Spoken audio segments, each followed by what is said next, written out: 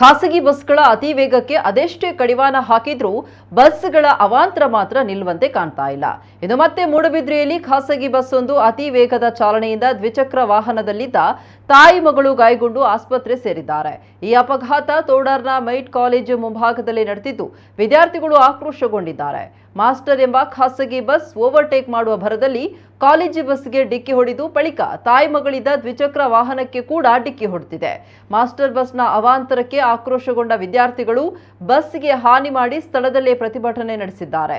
ಸ್ಥಳಕ್ಕೆ ಬಂದ ಪೊಲೀಸ್ ಅಧಿಕಾರಿಗಳಲ್ಲಿ ಖಾಸಗಿ ಬಸ್ಗಳ ಅತಿ ವೇಗದ ಹಾಗೂ ನಿರ್ಲಕ್ಷ್ಯದ ಚಾಲನೆಗೆ ಸೂಕ್ತ ಕ್ರಮ ಕೈಗೊಳ್ಳುವಂತೆ ಆಗ್ರಹಿಸಿದ್ದಾರೆ. ಒಂದು ಕಡೆಯಲ್ಲಿ ರಸ್ತೆ ಕಾಮಗಾರಿ ನಡೀತಾ ಇದ್ದು ಅಪಘಾತಗಳಿಗೆ ಆಹ್ವಾನ ನೀಡ್ತಾ ಇದೆ. ಅದರ ನಡುವೆ ಬಸ್ಗಳ ಅತಿ ವೇಗದಿಂದ ದ್ವಿಚಕ್ರ ವಾಹನ ಸವಾರರು ಜೀವ ಕೈಯಲ್ಲಿ ಹಿಡ್ಕೊಂಡು ಓಡಾಡುವ ಪರಿಸ್ಥಿತಿ ಇದೆ ಅಂತ ವಿದ್ಯಾರ್ಥಿಗಳು ದೂರಿದ್ದಾರೆ.